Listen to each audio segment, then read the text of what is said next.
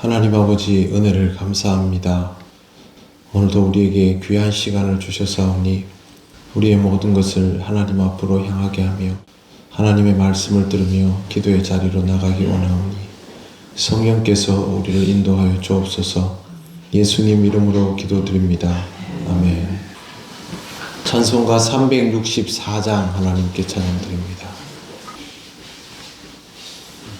내 기도하는 그 시간 그때가 가장 즐겁다. 이 세상 근심 걱정에 얽매인 나를 부르사 내 진정 소원 주 앞에 낱낱이 바로 아뢰어 큰 불행 당해 슬플 때 나 위로받게 하시네.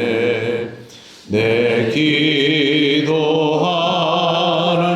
그 시간 그에게는 가장 귀하다.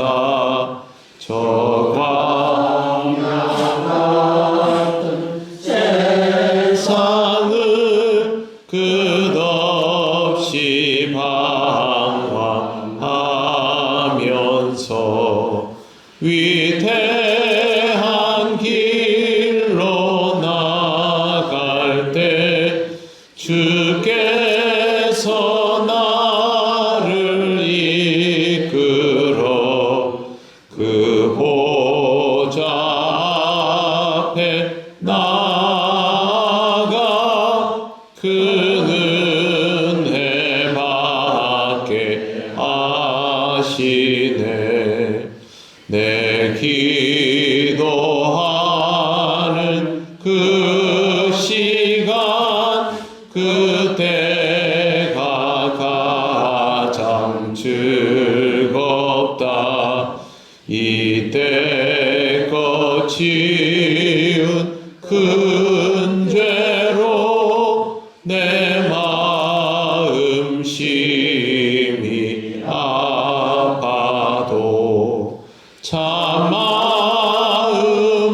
참마음으로 뉘우쳐 다 숨김없이 아뢰면 주 나를 위해 복 주사 새 은혜 부어 주시네.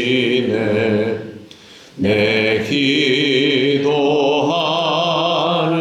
그 시간 그때가 가장 즐겁다. 주 세상에서 일찍이 저 요란한 곳 피하여 빈들에서나 산에서 온 밤을 세워 지내사 주 예수 친히 기도로 큰 본을 보여 주셨네. 아멘. 하나님 말씀 사도행전 7장 4절에서 5절입니다. 합독하겠습니다. 아브라함이 갈대아 사람의 땅을 떠나 하란에 거하다가 그의 아버지가 죽음에 하나님이 그를 거기서 너희 지금 사는 이 땅으로 옮기셨느니라. 그러나 여기서 발붙일 만한 땅도 유업으로 주지 아니하시고 다만 이 땅을 아직 자식도 없는 그와 그의 후손에게 소유로 주신다고 약속하셨으며. 아멘. 네, 오늘 본문은 스데반의 설교인데요. 창세기 12장에 나오는 내용입니다. 그런데 스데반이 창세기 12장에 나오는 내용을 어떻게 묵상했느냐를 볼 수 있기 때문에 굉장히 흥미롭고 의미가 있습니다. 4절 말씀을 보시면 아브라함이 갈대아 사람의 땅을 떠나 하란에 거하다가 그의 아버지가 죽음에 하나님이 그를 거기서 너희 지금 사는 이 땅으로 옮기셨느니라 라고 되어 있습니다. 먼저 아브라함은 갈대아 사람의 땅 우르를 떠났습니다. 그 다음 이동지는 하란이었습니다. 그곳에서 아버지와 함께 생활하였습니다. 그런데 아버지가 죽고 나서 하나님께서 아브라함을 지금 유대인들이 살고 있는 가나안 땅으로 옮기시게 됩니다.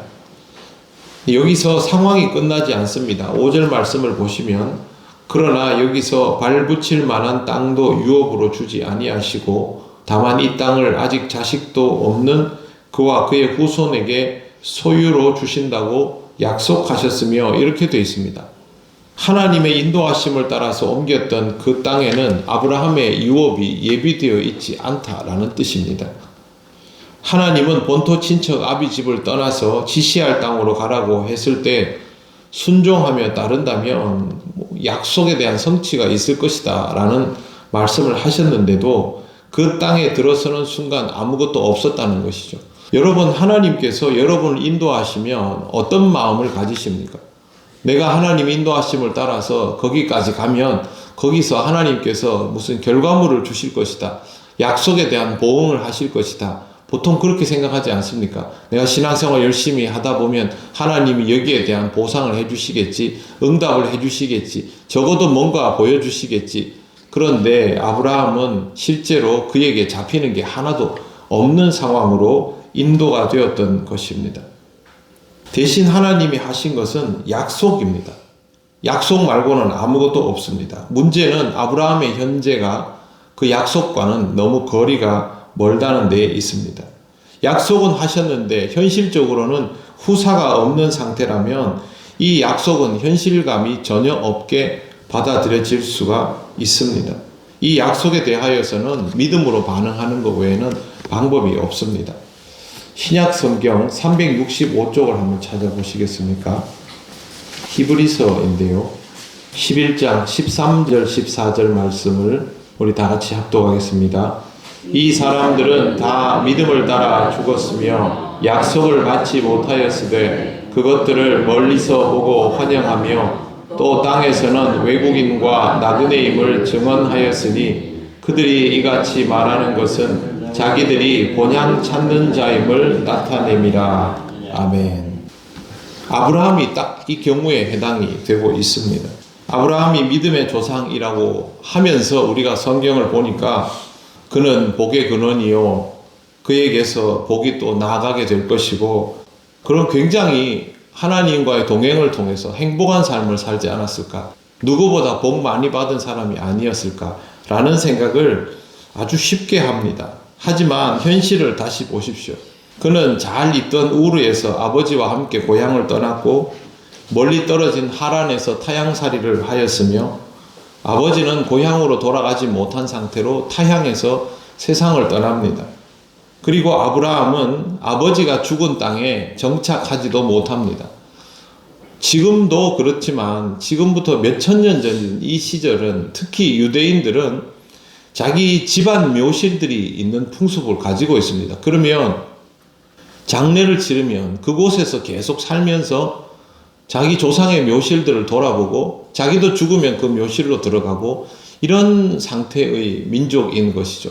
그런데 아브라함 고향도 떠났죠. 타향에서 아버지 돌아가셨죠. 아버지 돌아가시고 나니까 하나님이 이주해라고 해서 아버지의 시신을 매장하고 거기를 다시 떠나게 됩니다.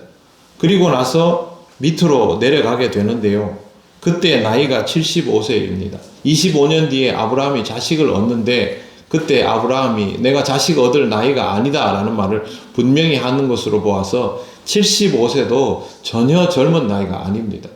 다른 사람들 같으면 정착을 해도 한참 했을 그 나이에 아브라함은 다시 이주를 하게 되었던 것입니다. 창세기를 찾아보면 이렇게 되어 있습니다. 아브라함이 가나안 땅을 지나서 세겜 땅 모래 상수리 나무 아래에 가서 제단을 쌓았고, 그런데 다시 보면 아브라함은 세겜에서 제단을 쌓은 이후에도 베델 동쪽으로 이동을 합니다. 거기가 아이입니다. 아이에서 다시 제단을 쌓았고, 그 다음에 12장 8절과 9절에 보면 점점 남방으로 옮겨갔더라 라고 되어 있습니다. 왜 옮겨갈까요? 아브라함은 왜 여기서 제단을 쌓고 또 저기서 제단을 쌓고 계속 남방으로 계속 가면서 왜 계속 옮겨가겠습니까? 살만하면 옮겨가지 않지요. 그곳에서 정착할 상황이 아닌 거예요. 그래서 내려가다가 보면 창세기 12장 10절에 이렇게 되어 있습니다. 그 땅에 기근이 들었으므로 아브라함이 애굽에 거류하려고 그리로 내려갔으니 이는 그 땅에 기근이 심하였습니다. 남쪽으로 내려가도 먹고 살만한 상황은 안 되어서 끝내는 애굽으로 들어갔는데, 우리가 잘 아는 것처럼 애굽에서 사건이 터집니다. 애굽의 바로가 아브라함의 아내를 탐내는 일이 발생하고, 하나님께서 거기서 바로의 집안에 재앙을 주셔서 이 위기를 모면하게 되지만, 아브라함은 또다시 이동을 해야 하는 곤란한 상황에 처하게 되는 것이죠. 다시 아브라함이 애굽에서부터 올라옵니다. 올라와서 베델로 아이로 이렇게 오는데, 문제는 여기서 그동안 같이 다녔던 롯과 갈라서게 됩니다. 성경을 우리가 그냥 이렇게 읽어보면 그렇지만, 스데반이 보는 안목으로 창세기 12장을 다시 보면 아브라함은 단 한순간도 평안한 적이 없었다라고 보는 것이 맞습니다. 나그네와 같은 인생을 살아간 아브라함이 복된 사람입니까? 아브라함을 복된 사람이라고 불러야 할 이유가 있다면 그것은 무엇 때문입니까? 하나님께서 아브라함에게 약속을 주셨기 때문입니다. 아브라함은 그 약속을 가지고 살았기 때문입니다. 그 약속의 결과물을 보아서 복된 사람이 아닙니다. 아브라함은 그냥 아들 하나, 그게 다입니다. 세월이 지나면서 믿음의 조상이라고 불리워지게 되지만, 아브라함의 인생은 정말 정처 없이 떠돌아다니는 세월이 대부분이었습니다. 여러분의 삶은 어떻습니까? 여러분의 삶은 지금 내가 신앙생활을 하니까 하나님이 나와 함께 하셔서 하나님의 은혜 가운데 기도하며 살아갈 수 있어서 기쁘고 감사하고 평안하고, 그런데 객관적으로 여러분의 인생이 평탄하고 순탄합니까? 그랬으면 교회 안 나왔을걸요.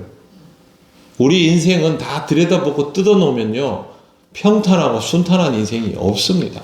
아프지 않은 사람이 없고, 고초를 겪지 않은 사람이 없고, 환난과 질고를 겪지 않은 사람이 없습니다.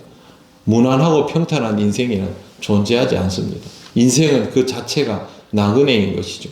여기에서 제일 중요한 것은 나에게 하나님의 약속이 있느냐 없느냐 하는 것입니다. 내가 그 약속을 붙들고 살아가면 그 약속은 내 후손에게 결실이 되는 것이고, 내가 그 약속을 붙들고 살아가지 못하면 그 약속은 그냥 사라지게 되는 것입니다. 하나님의 약속을 가지고 살아가는 자, 그래서 내가 복되고 평안한 자라는 사실을 여러분 꼭 기억하시기를 바랍니다. 기도드리겠습니다. 하나님 감사합니다. 우리의 삶이 다른 이들과 외견상 보기에 크게 다른 것은 아니지만, 그래도 하나님께서 우리와 늘 함께 하시고 우리에게 주신 약속을 믿기에 오늘도 기도하며 하루를 시작하고 하나님 은혜에 더욱 감사하며 살아갑니다. 우리의 삶의 모든 것들이 하나님의 인도하심 아래에서 이루어지고 있음을 날마다 발견하게 하시고, 하나님의 우리에게 주신 그 약속을 붙들며 살아가는 삶이 되게 하여 주옵소서. 매일매일의 기도를 통하여 우리에게 하나님의 약속이 여전히 살아있음을 깨닫게 하시고, 이 약속을 인하여 인도하시는 하나님을 기쁘게 만나며 동행하는 신앙의 삶이 되게 하옵소서. 우리 사랑하는 믿음의 형제 자매들도 우리와 똑같은 삶을 살아가며 하나님의 약속 아래에 있다는 것을 깨닫게 하셔서 말씀과 기도를 통하여 하나님의 약속 아래에 있음을 기뻐하고 환영하는 삶이 되게 하옵소서. 오늘의 모든 것을 주님께 맡기오며 예수님 이름으로 기도드립니다. 아멘. 하늘에 계신 우리 아버지, 아버지의 이름을 거룩하게 하시며 아버지의 나라가 오게 하시며 아버지의 뜻이 하늘에서와 같이 땅에서도 이루어지게 하소서. 오늘 우리에게 일용할 양식을 주시고 우리가 우리에게 잘못한 사람을 용서하여 준 것 같이 우리 죄를 용서하여 주시고 우리를 시험에 빠지지 않게 하시고 악에서 구하소서. 나라와 권능과 영광이 영원히 아버지의 것입니다. 아멘.